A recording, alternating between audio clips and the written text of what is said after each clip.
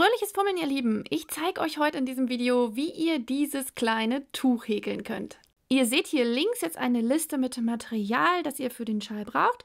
Ich habe für meine Variante ein Merino Single Garn benutzt, einfach weil man diese Maschen so wunderbar sieht, wenn man ein Single Garn benutzt, also ein unverzwirntes Garn.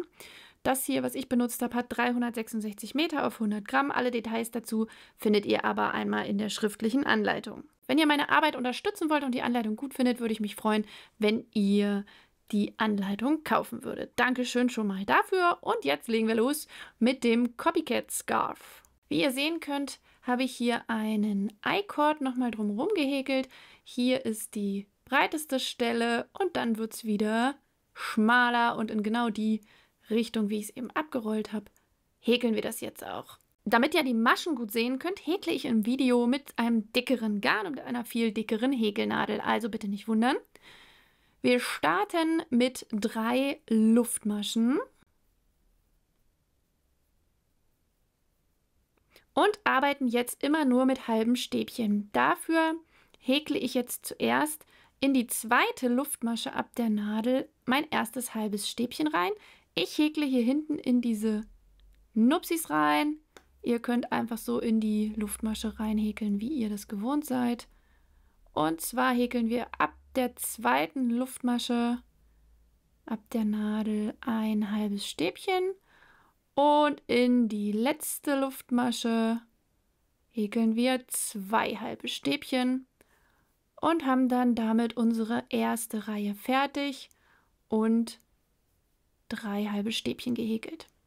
Zum Abschluss häkeln wir eine Luftmasche und wenden das Ganze. Jetzt machen wir halbe Stäbchen in das sogenannte dritte Maschenglied. Ich zeige euch, wo ihr das findet. Wenn ihr das nochmal von der anderen Seite anguckt, das ist jetzt hier die Vorderseite, dann sehen wir hier immer die Maschenglieder.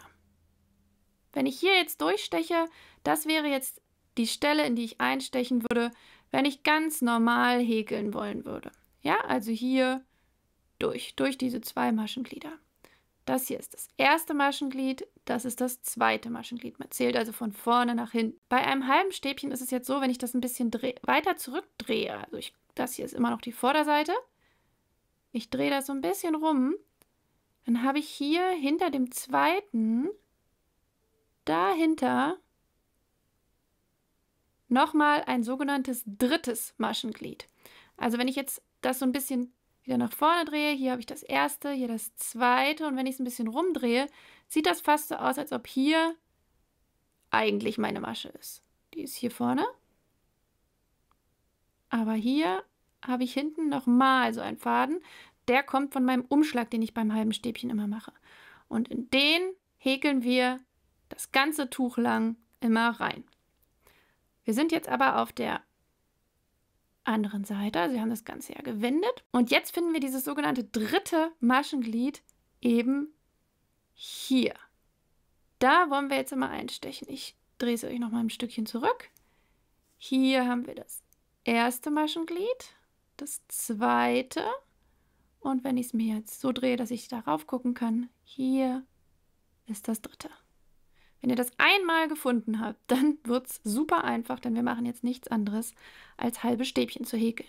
Also ein Umschlag, rein in das dritte Maschenglied und das halbe Stäbchen zu Ende häkeln und ins nächste halbe Stäbchen, ins dritte Maschenglied wieder. Und jetzt haben wir hier unsere Randmasche und da häkeln wir nicht einfach nur hier in das dritte Maschenglied, sondern durch das dritte und das zweite Maschenglied.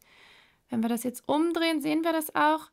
Hier vorne habe ich jetzt nur noch das erste Maschenglied liegen und das zweite und das dritte, da habe ich gerade durchgestochen. Das machen wir jetzt immer bei der letzten Masche so, damit das einen schönen Rand gibt.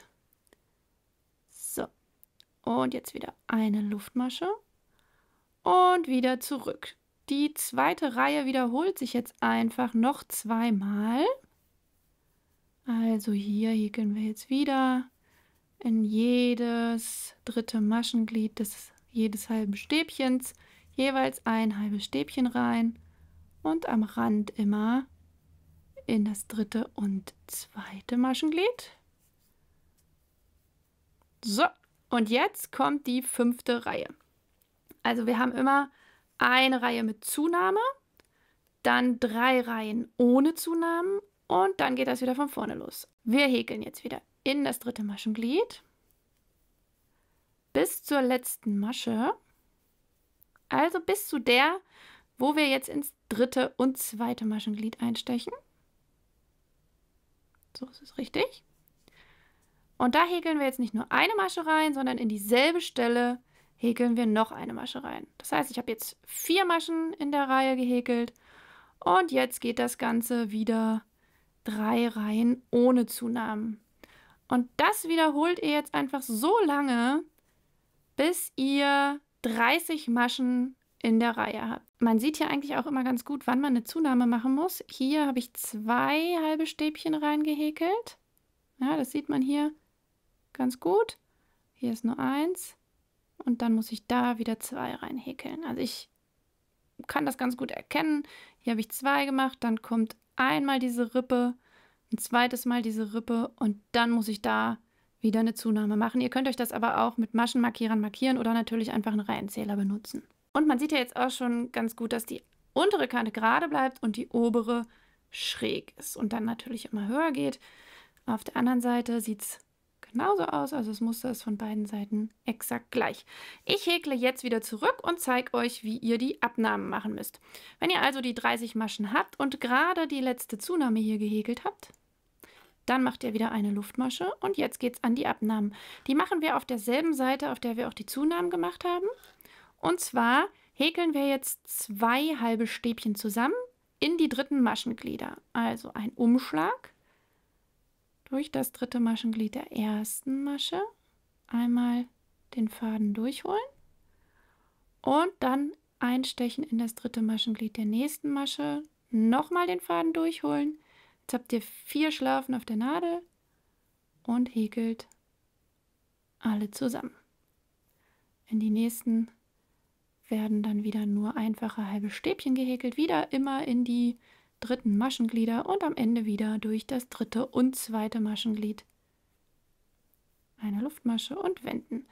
Jetzt häkeln wir wieder einfach halbe Stäbchen ins dritte Maschenglied, 3 Reihen lang ohne Abnahmen und das wiederholen wir dann einfach so lange, bis ihr wieder bei 3 Maschen angekommen seid. Dann häkelt ihr noch 3 Reihen ohne Abnahmen und dann ist das Grundgerüst auch schon fertig. So sieht das jetzt in der kleinen Mini-Version aus. Und man kann gut erkennen, dass hier unten halt die gerade Kante ist und hier läuft es spitz zu und wieder zurück. Jetzt häkeln wir um das Ganze drumherum noch einen schönen I-Cord. Ein Kordelrand also. Und ja, ihr habt richtig gehört, wir häkeln den. Der sieht hier aus wie gestrickt, ist von der Sache her auch tatsächlich so. Aber wir machen das mit einer Häkelnadel und das ist echt viel, viel einfacher, als es aussieht und als ihr wahrscheinlich denkt. Wo ihr den Faden jetzt ansetzt, ist eigentlich relativ egal. Wenn ihr mit derselben Farbe den Kordelrand machen wollt, dann könnt ihr hier einfach direkt weitermachen. Es ist eigentlich relativ egal, wo ihr anfangt und es gibt auch keine Vorder- und Rückseite, deshalb ist es wirklich total egal. Ich fange jetzt mit Weiß an, um euch das ein bisschen besser zu zeigen, damit ihr nachher besser seht, wo ich bin und was ich mache.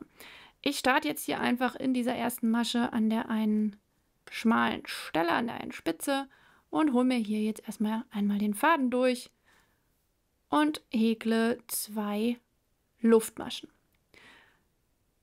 Jetzt hole ich mir eine zweite Schlaufe auf die Nadel drauf. Das mache ich, indem ich mir hier hinten aus der Luftmasche wieder eine Schlaufe raushäkle. Mit der mache ich jetzt aber nichts weiter. Also die ziehe ich jetzt hier nicht noch weiter durch oder so. Die bleibt jetzt einfach erstmal auf meiner Nadel drauf. Jetzt steche ich noch einmal in dieselbe Stelle ein, wo ich den Faden neu angesetzt habe. Und ziehe mir da noch einmal den Faden durch. Und mache jetzt direkt damit die Kettmasche durch die nächste Schlaufe durch. Jetzt habe ich wieder 2 Schlaufen auf der Nadel. Die Schlaufe links, die direkt an meinem Haken ist, die lasse ich jetzt runterfallen. Dafür drehe ich die Häkelnadel so ein bisschen nach unten und lasse die einmal runter. Die muss aber so stehen bleiben. Also bitte den Arbeitsfaden hier nicht zu festziehen. Generell bitte eher locker häkeln die Kordel. Wir machen dann nachher am Ende noch einen kleinen Hack, dass die richtig schön gleichmäßig wird. Also nicht wundern, wenn die jetzt erstmal krumpelig aussieht, das darf die. Wir holen uns jetzt den Arbeitsfaden und ziehen den durch diese eine Schlaufe, die noch auf der Häkelnadel war, einmal durch und sammeln jetzt die Schlaufe wieder ein und holen uns auch da einmal den Faden durch. Jetzt stechen wir hier am Rand in die nächste Masche ein, holen uns wieder den Faden durch und ziehen den gleich weiter durch die erste Schlaufe, wie bei einer Kettmasche. Jetzt wiederholt sich das einfach immer wieder. Wir lassen da die Nadel raus, häkeln hier eine Luftmasche, sammeln die Schlaufe wieder ein, häkeln noch eine Luftmasche und häkeln in die nächste Stelle eine Kettmasche, bei der wir nur durch die erste Schlaufe gehen. Das wiederholen wir jetzt einfach immer weiter. Wenn ihr hier am Rand angekommen seid, dann häkelt ihr pro 2 Reihen 3 Schlaufen draus. Also immer zweimal hier an der Seite einstechen zwischen den Rippen und einmal genau über der Rippe. Dann kann man sich das ganz gut merken, dass man immer genau 3 Maschen daraus häkelt. Also steche ich jetzt hier einmal ein. Das war Nummer 1.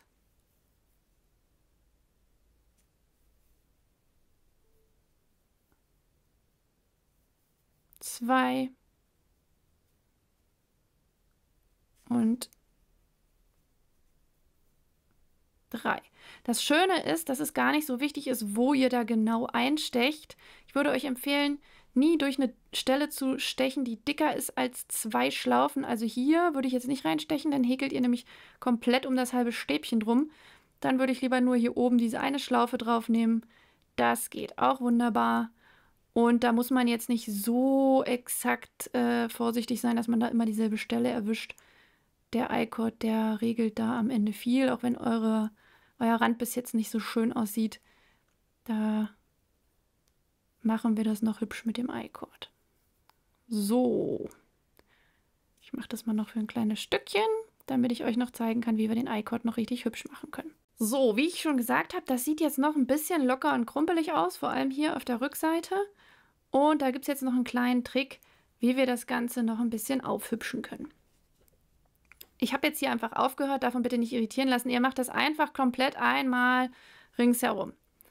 Jetzt kann ich mir hier, entweder hier auf der Rückseite oder ich mache es ganz gern zwischen den 2 Maschen der Kordel. Also wir haben jetzt 2 Maschen bei der Kordel, einmal hier und einmal hier vorne.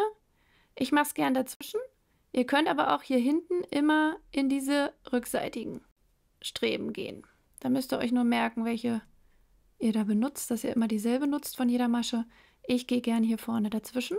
Und zwar häkeln wir jetzt einfach noch eine Masche raus aus der Kordel. Dann haben wir nämlich eine Kordel aus 3 Maschen und dann sieht das gleich ein bisschen ordentlicher und gleichmäßiger aus. Dafür nehme ich mir hier zwischen den beiden Maschen einfach eine Strebe hoch und dann steche ich hier unten ganz locker in die nächste ein und ziehe mir die hier durch. Und das mache ich jetzt einfach komplett die ganze Strecke entlang. Es kann hilfreich sein, wenn ihr dann eine etwas dünnere Nadel nehmt. Generell für den I-Cord eventuell eine etwas dünnere Nadel nehmen, müsst ihr einfach mal ausprobieren. Aber das geht eigentlich auch, wenn ihr dieselbe Nadelstärke verwendet, die ihr für das Grundgerüst schon hattet. So, und ihr seht schon, das wirkt jetzt erstmal sehr fest. Aber das passt, das zieht sich nachher noch so ein bisschen zusammen. So, und wenn ich das jetzt mal ein bisschen ziehe, dann seht ihr schon, das sieht jetzt viel besser aus als vorher. Auch hier auf der Rückseite, ne? Da zieht sich das dann auch noch so ein bisschen. Jetzt sieht es wirklich richtig schön aus, wie ein ordentlicher I-Cord-Rand. Ich zeige es euch auch hier nochmal an einem anderen Beispiel. Hier habe ich das noch nicht gemacht. Hier habe ich es schon gemacht. Und da sieht man auf jeden Fall, dass sich das lohnt, da nochmal lang zu gehen.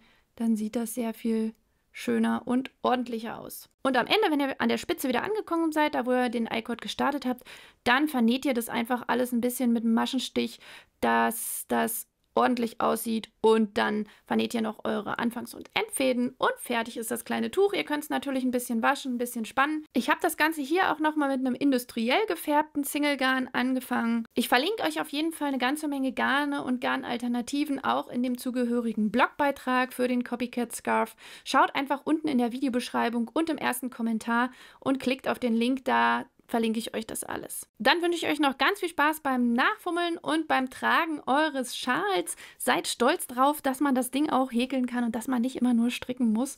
Also man kann das auch häkeln, man kann auch echt coole Sachen häkeln und zeigt das ruhig gern auch bei Instagram. Verlinkt mich da gern.